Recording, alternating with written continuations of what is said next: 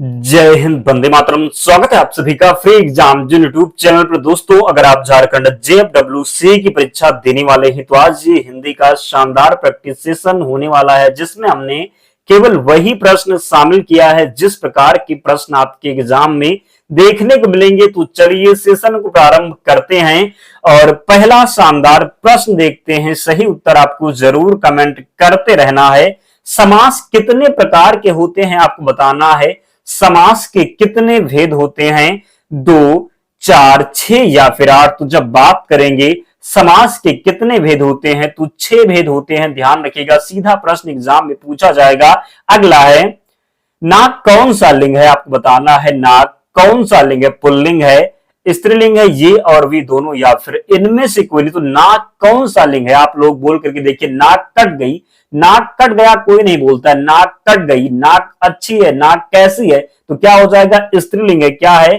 तो नाक जो है ये स्त्रीलिंग है। ध्यान रखिएगा, आप विशेषण लगा करके अच्छा अच्छी देख सकते हैं। रहा है, रही ही लगा करके देख सकते हैं कि स्त्रीलिंग है या पुल्लिंग है। ध्यान रखिएगा।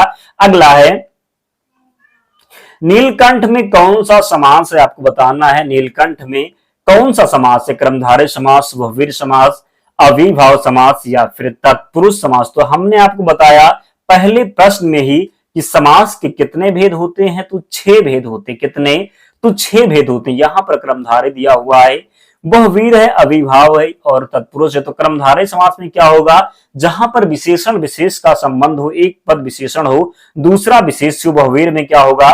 तो दोनों पद प्रधान ना होकर के किसी तीसरे पद की तरफ इशारा, तो वहां पर बहुव्रीहि समास होता है। अविभाव समास में क्या होगा? तो जहां पर आपको उपसर्ग लगा हुआ मिलेगा। क्या मिलेगा? तो उपसर्ग लगा हुआ मिलेगा। जैसे आजीवन हो गया तो जीवन में आ उपसर्ग लगा हुआ है, तो यहां पर अविभाव। तत्पुरुष में क्या होगा? तो कारक चिन्हों का लोप होता है। तो यहां पर आप देखेंगे नीलकंठ। नीलकंठ किसे कहते हैं? तो भगवान शिव को कहते हैं। तो जब तीसरे पद की तरफ इशारा हो वहां पर बहुव्रीहि समास होता है। ध्यान रखिएगा। तो क्वेश्चन नंबर 3 का जो सही उत्तर हो जाएगा बहुव्रीहि समास हो जाएगा। नेक्स्ट है, विकारी और अविकारी शब्दों के कितने भेद होते हैं? 2, 4, 6 या फिर 8। तो विकारी और अविकारी शब्दों के भेद होते हैं कितने? तो 8। क्या हो जाएगा? तो सही उत्तर 8 हो जाएगा। और अंत में कमेंट करके आप लोगों को बताना है कि 30 प्रश्नों में आपका स्कोर क्या रहा। हमने कुल 30 प्रश्न लिया है, तो आप लोग कमेंट करके जरूर बताना। और अगर आपने पिछली वीडियो अब तक नहीं देखी है तो प्लेलिस्ट हमने बना दिया है, जा करके जरूर देखें। अगर आप जितना प्रैक्टिस सेशन हम करवाएं, अगर आप उतना देख करके जाते हैं तो विश्वास करिए एक भी प्रश्न आपसे हिंदी में गलत नहीं होने वाला है। तो आपको पूरे ध्यान से प्रश्न को देखना है। कवि का स्त्रीलिंग रूप क्या है? कवित्री है, कवयित्री है, कवित्री है या फिर इनमें से कोई नहीं। तो कवि का जो स्त्रीलिंग हो जाएगा ये कवित्री लिखा जाता है। क्या? तो थर्ड ऑप्शन सही उत्तर हो जाएगा। ध्यान रखिएगा। नेक्स्ट है, गोल विशेषण है। आपको बताना है सार्वनामिक विशेषण, परिमाणवाचक विशेषण, गुणवाचक विशेषण या फिर इनमें से कोई नहीं। तो गोल आपको बताना है। सर्वप्रथम बात कर लें कि विशेषण के कितने भेद होते हैं। तो विशेषण के 4 भेद। कितने? तो विशेषण के 4 भेद होते। यहां पर गोल दिया हुआ है, तो गोल जो है ये क्या हो जाएगा? गुणवाचक है। क्या है? तो सही उत्तर इसका हो जाएगा गुणवाचक विशेषण। गुण में क्या आएगा? तो जैसे बेईमान व्यक्ति हो गया, अच्छा व्यक्ति हो गया, सब क्या हो गया? तो गुण है। क्या हो गया? तो ये सब गुण है। ध्यान रखिएगा। तो यहां पर जब इस प्रकार के शब्द आपको मिलेंगे तो ध्यान रखना है क्या हो जाएगा? गुणवाचक हो जाए। कोई रंग हो, कोई रंग हो तो वो रंग बोधक क्या हो जाएगा? तो रंग बोधक हो जाएगा। तो वहां पर भी गुणवाचक होगा। ध्यान रखिएगा। नेक्स्ट है, छात्रा, ज्ञा, ये तीनों कौन सा व्यंजन है? छात्रा और ज्ञा ये तीनों कौन सा व्यंजन है? संयुक्त व्यंजन है, उष्म व्यंजन है, त्वरीय व्यंजन है या फिर इनमें से कोई नहीं। तो हमने आपको बताया कि संयुक्त व्यंजन कितने होते हैं? तो 4 होते हैं। छा, त्रा, ज्ञा और एक कौन सा होता? तो स्रा होता। क्या होता? तो स्रा होता। ध्यान रखिएगा। तो यहां पर छात्रा, ज्ञा और एक और हो जाएगा स्रा। ये तीनों क्या है? ये चारों क्या है? तो ये संयुक्त व्यंजन है। क्या है? तो संयुक्त व्यंजन है। पूछा जाए संयुक्त व्यंजन कितने होते? तो 4 होते। अगर पूछ लिया जाए कि संयुक्त स्वर कितने होते तो संयुक्त स्वर भी 4 होते। ध्यान रखिएगा। नेक्स्ट प्रश्न है, मां ने बच्चे को सुलाया, इस वाक्य में को किस कारक की विभक्ति है? आपको बताना है मां ने बच्चे को सुलाया, इस वाक्य में को किस कारक की विभक्ति है? संप्रदान कारक, कर्म कारक, करण कारक या फिर अपादान कारक। तो हमने आपको बताया कि कारक के कितने भेद होते? तो 8 भेद होते हैं। तो आपको जितने भी कारक विभक्तियां हैं सबको जरूर ध्यान रखना, इसी से प्रश्न बनेगा। तो कर्ता का क्या होता, तो कर्ता का जो कारक चिन्ह होता, कारक विभक्ति होता, ये ने होता।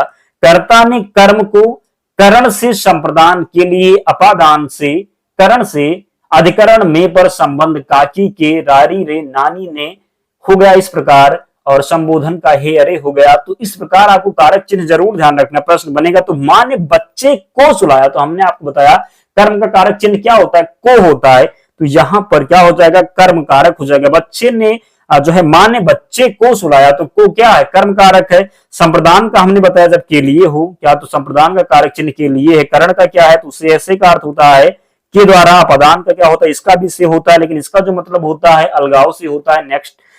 नेक्स्ट प्रश्न है, जरूर ध्यान रखिएगा।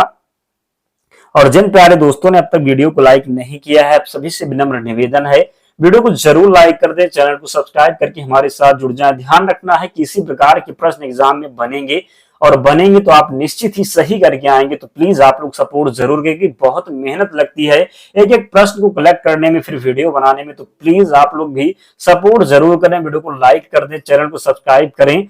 अगला प्रश्न है, नाक कौन सा शब्द है, यौगिक है, रूढ़ है, योग रूढ़ है, या फिर इनमें से कोई नहीं। तो नाक, हमने आपको बताया नाक जो छोटा शब्द होगा जिसको आप तोड़ नहीं सकते, ये रूढ़ होता है। क्या होता है, तो रूढ़ होता है। यौगिक किसे कहते हैं, तो जो दो शब्दों से मिलकर बनता है। क्या, तो जो दो शब्दों से मिलकर बनता है। योग रूढ़ क्या होगा, तो जब किसी तीसरे पद की तरफ इशारा हो। जितने भी वह वीर समास के उदाहरण हैं, ये सभी योग रूढ़ हैं, ध्यान रखिएगा। नेक्स्ट है, वह कुल्हाड़ी से वृक्ष काटता है, इस वाक्य में से कारक की विभक्ति है अधिकरण, संप्रदान, करण या फिर अपादान। हमने आपको बताया कि वह कुल्हाड़ी से वृक्ष काटता है, तो जब से का अर्थ हो के द्वारा, क्या हो, के द्वारा हो, तो कुल्हाड़ी से वृक्ष काटता है, किसके द्वारा काटता है, तो कुल्हाड़ी से काटता है। तो के द्वारा जब होगा तो यहां पर क्या हो जाएगा, करण हो जाएगा। क्या, तो यहां पर से का अर्थ क्या होगा, लेकिन यहां पर अगर से होता, उसका अर्थ अगर अलगाव से होता तो वहां पर अपादान हो जाता, लेकिन यहां पर क्या होगा, तो करण कारक हो जाएगा। नेक्स्ट है,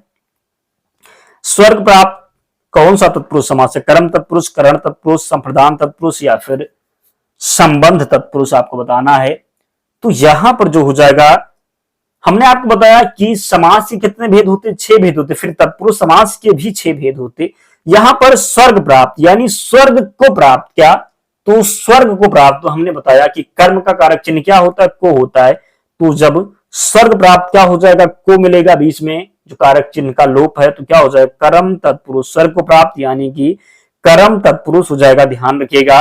अगला प्रश्न है, झूठ मत बोलो, इस वाक्य में मत कौन सा निपात है, सीमा बोधक, अवधारण बोधक, तुलना बोधक, या फिर निषेध बोधक। तो झूठ मत बोलो, जब मना किया गया हो, जहां पर नहीं हो वहां पर क्या होता है, निषेधात्मक होता है। हमने आपको बताया है क्या हो जाएगा, तो निषेधात्मक हो जाएगा। झूठ मत बोलो निषेधात्मक हो जाएगा। 13 है, काश आज वर्षा होती, इस वाक्य में काश कौन सा निपात है, काश आज वर्षा होती, इस वाक्य में काश कौन सा निपात है, आदर बोधक, सीमा बोधक, विस्मय बोधक, या फिर अवधारण बोधक। तो यहां पर काश दिया हो, तो काश हो क्या हो जाएगा यहां पर, तो विस्मयादि बोधक, क्या, तो विस्मयादि बोधक हो जाएगा। नेक्स्ट है, तुम जा रहे हो, ये कौन सा काल है, वर्तमान, भूत काल, भविष्य काल, या फिर इनमें से कोई। तो वर्तमान में क्या होता है, कार्य जारी हो, भूतकाल मतलब जो बीत गया हो, भविष्य काल जो आने वाला हो। तुम जा रहे हो यानी कार्य जारी, पहुंचे नहीं हो, तुम जा रहे हो, काम कर रहे हो ना, प्रेजेंट टाइम में काम चल रहा है। तो जब चल रहा होगा तो वहां पर क्या हो जाएगा, तो वर्तमान काल हो जाएगा। तुम जा रहे हो यानी कि क्या, तो वर्तमान काल हो जाएगा, ध्यान रखिएगा। नेक्स्ट है, व्याकरण जानने वाला वाक्य के लिए एक शब्द है व्याकरण विशेषज्ञ, व्याकरण पंडित, वैयाकरण, या फिर व्याकरण ज्ञाता। तो क्या बोलते हैं, व्याकरण जानने वाले को बोलते हैं वैयाकरण, क्या, तो वैयाकरण बोलेंगे व्याकरण जानने वाले को। नेक्स्ट है, आप कौन सा सर्वनाम है, निश्चयवाचक, अनिश्चयवाचक, निजवाचक, या फिर इनमें से कोई नहीं। तो आप जो है ये निजवाचक है। निश्चयवाचक में क्या होता है, तो यह होता है, क्या, तो यह होता है। अनिश्चयवाचक में कोई हो गया, कुछ हो गया, ये सब क्या है, तो अनिश्चयवाचक है। नेक्स्ट है, निम्नलिखित में से कौन सा शब्द वृद्धि संधि का उदाहरण नहीं है, बताना है आपको कि वृद्धि संधि का कौन सा उदाहरण नहीं। हमने आपको बताया कि संधि के कितने भेद होते हैं, तो 3 भेद होते हैं। कौन कौन सी, तो संज्ञा बात करेंगे, यहाँ पर पूछा गया है संधि, तो संधि के कितने भेद होते, 3 भेद होते। कौन कौन सी, तो स्वर संधि, व्यंजन संधि और विसर्ग संधि। फिर स्वर संधि के 5 कितने, तो स्वर संधि के फिर 5 भेद होते हैं। तो यहां पर दिया हुआ आपको बताना है, वृद्धि संधि का उदाहरण नहीं है सदैव। हमने आपको बताया है, आपको ध्यान होगा अगर आपने पिछली वीडियो देखी होगी, कि जब अ का मात्रा मिल जाए, क्या, तो जब अ का मात्रा जहां भी मिल जाए वहां पर वृद्धि संधि होगी। तो इसमें वृद्धि संधि है। जलौद में भी अ है, तो क्या हो गया, यहां पर भी वृद्धि है। परमोदर, क्या, तो परमोदार, यहां पर भी वृद्धि। जबकि गुरूपदेश में गुण संधि है, क्या है, तो गुरूपदेश में गुण संधि है, ध्यान रखिएगा। नेक्स्ट प्रश्न है, पुष्प कौन सा शब्द है, तत्सम तद्भवदेशज या फिर विदेशज। हमने आपको बताया जो संस्कृत के शब्द हिंदी में ज्यों के त्यों प्रयोग होते हैं, संस्कृत के जो शब्द ज्यों के त्यों प्रयोग होते हैं क्या होते हैं, तत्सम होते हैं। पुष्प कैसा शब्द है, संस्कृत का शब्द है, तो क्या हो जाएगा, तत्सम है। क्या, तो तत्सम है, इसका जो तद्भव हो जाएगा फूल हो जाएगा। नेक्स्ट है, चा वर्ग का उच्चारण स्थान क्या है, आपको बताना है। चा वर्ग का उच्चारण स्थान क्या, जैसे चा हो गया, छा हो गया, जा हो गया, झा हो गया, इसका आपका उच्चारण स्थान बताना है। चा, आप लोग चा बोल करके देखिए, खुद बोलिए चा। तो जब आप चा बोलेंगे तो आपकी जो जिह्वा है, जीभ है, ये आपके तालु को स्पर्श करेगी, तभी आप चा बोल सकते। जब तक आपकी जीभ आपके तालु को स्पर्श नहीं करेगी तो आप चा नहीं बोल सकते। तो चा वर्ग का उच्चारण स्थान क्या हो जाएगा, तालु से। किससे, तो तालु से इसका राइट आंसर हो जाएगा। कंठ से किसका उच्चारण होता, तो का वर्ग इसका, तो का वर्ग के जो वर्ण है कंठ से उच्चारित होते। ओष्ठ किसका होता, तो पा वर्ग के वर्ण का ओष्ठ से होता, ध्यान रखिएगा। 20 है, निम्नलिखित में से इच्छा का पर्यायवाची शब्द नहीं है, लिप्सा, कामना, यातना या फिर स्पृहा। तो लिप्सा भी है इच्छा का पर्याय, कामना भी है, स्पृहा भी है, लेकिन यातना नहीं है। क्या, तो यातना का मतलब क्या होता है, कष्ट देना होता है, ध्यान रखिएगा। 21 है, निम्नलिखित में से घर का पर्यायवाची शब्द नहीं है, पावक, सदन, शीला, निकेतन। आसान प्रश्न है, देखते ही आपको पता चल गया होगा, ताबड़तोड़ आप लोग आंसर करेंगे। तो निम्नलिखित में से घर का पर्यायवाची शब्द नहीं है। पावक किसका होता, आग का होता है। किसका, तो पावक जो होता है ये आग का होता, तो इसलिए घर का नहीं है, तो पावक राइट आंसर हो जाएगा। नेक्स्ट है, तावर का उच्चारण स्थान आपको बताना है, मूर्धा, दंत, ओष्ठ या फिर कंठ। ता, आप लोग ता बोल करके देखिए, एक बार ट्राई करिए, ता बोलिए, अभी बोलिए ता। ता, तो जब आप ता बोलेंगे तो आपकी जो जीभ है आपके दांत को स्पर्श करेगी, क्या करेगी, तो ता जब बोलेंगे, ता था बोलेंगे, तो ये जो आपकी जिह्वा है ये आपके दांत को स्पर्श करेगी। अगर आपकी जीभ जब तक दांत को स्पर्श नहीं करेगी तब तक आप ता नहीं बोल सकते। तो ये किससे बोला जाता है, दंत से उच्चारित होता है। किससे, तो तावर का उच्चारण स्थान क्या है, दंत से उच्चारित होता, ध्यान रखिएगा। मूर्धा से किसका होता, तो टा वर्ग के जितने भी वर्ण है ये मूर्धा से उच्चारित होते, ओष्ठ पा वर्ग के और कंठ का वर्ग के, ध्यान रखिएगा। नेक्स्ट है, तिरंगा है, आपको बताना है तिरंगा में कौन सा समास है। समास के कितने भेद, 6 भेद। कितने भेद, तो 6 भेद। कर्मधारय में विशेषण विशेष का संबंध, बहुवीर समास में किसी तीसरे पद की तरफ इशारा, द्वंद्व समास में दोनों पद प्रधान, इनमें से कोई नहीं दिया। और तिरंगा, तिरंगा में क्या है, मैंने आपको बताया है, जब भी पहला पद संख्यावाची हो वहां पर द्विगु समास होता है। क्या, तो द्विगु समास होता है, तो ऑप्शन में नहीं है, इसलिए राइट आंसर इनमें से कोई नहीं हो जाएगा। निम्नलिखित शब्दों में से किसमें विसर्ग संधि है। विसर्ग संधि में आपको क्या मिलेगा, तो विसर्ग लगा हुआ जरूर मिलेगा। नरेंद्र, सज्जन, सदैव या फिर अत्यप। तो सदैव भी कौन सी संधि, वृद्धि है। नरेंद्र में गुण है, सज्जन में क्या हो जाएगा, व्यंजन संधि।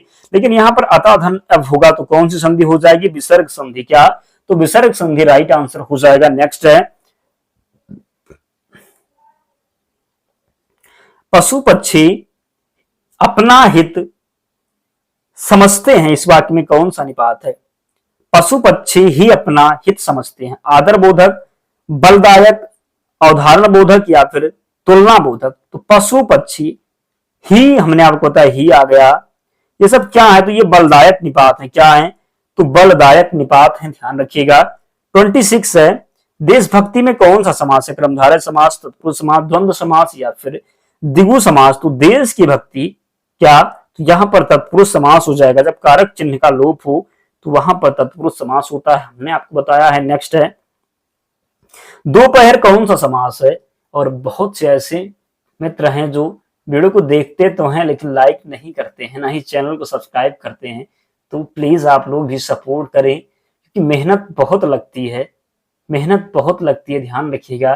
तो प्लीज आप लोग वीडियो को जरूर लाइक करें, चैनल को सब्सक्राइब कर लें, ताकि हमें भी मोटिवेशन मिल सके, हम आगे काम कर सकें। तो प्लीज आप लोग भी सपोर्ट करें। दोपहर कौन सा समास है, मैंने आपको बताया जब पहला पद संख्यावाची हो दोपहर, क्या हो जाएगा, आसान है आपके लिए। द्विगु समास बहुवीर में, तीसरे पद की तरफ इशारा क्रमधारय में, विशेषण विशेष का संबंध तत्पुरुष में, कारक चिन्हों का लोप। नेक्स्ट है सही वर्तनी का चयन आपको करना है, ज्योत्सना का सही वर्तनी बताना है। तो जब आप देखेंगे तो ये जो दोनों ऑप्शन सेम लग रहा है तो दोनों इसका राइट आंसर हो जाएगा, ध्यान रखिएगा। 29 है, सेकंड लास्ट है, पाप पुण्य कौन सा समास है, पाप पुण्य में कौन सा समास है, दिगु अविभाव द्वंद्व या फिर इनमें से कोई नहीं। पाप पुण्य हमने आपको बताया जब दोनों पद प्रधान हो, बीच में योजक चिन्ह हो, दोनों एक दूसरे के विपरीत हो, वहां पर द्वंद्व समास क्या, तो द्वंद्व समास होगा। और अंतिम प्रश्न है दयानंद में प्रयुक्त संधि का नाम आपको बताना है, गुण संधि, व्यंजन संधि, दीर्घ संधि या फिर इनमें से कोई नहीं। तो दयानंद क्या, तो दयानंद, दयाधन आनंद, जो बड़ा का मात्रा मिला तो क्या हो जाएगा, दीर्घ संधि। हमने आपको बताया जब भी आपको बड़ा का मात्रा लगा हुआ मिल जाए यानी दीर्घ, वहां पर आप क्या लगाएंगे, तो दीर्घ संधि। व्यंजन में क्या, तो हलंत आपको लेगा जैसे सदमती हो गया। गुण में क्या होगा, तो अ का मात्रा होगा, उखली उ का मात्रा होगा, ध्यान रखिएगा। दोस्तों आप लोग बताइए कि 30 प्रश्नों में आपका स्कोर कितना रहा, कितने प्रश्न आप सही कर पाए। पीडीएफ के लिए टेलीग्राम चैनल से जुड़ जाए, लिंक डिस्क्रिप्शन बॉक्स में, या फिर आप टेलीग्राम पर जाएंगे वहां पर सर्च करेंगे फ्री एग्जाम जोन, आपको चैनल मिल जाएगा, आप लोग ज्वाइन हो जाना, वहां पर आपको सारी पीडीएफ मिल जाएगी। तो मिलते हैं नेक्स्ट वीडियो में, तब तक पढ़ते रहिए, ध्यान रखिए अपना, स्वस्थ और सुरक्षित रहिए। जय हिंद।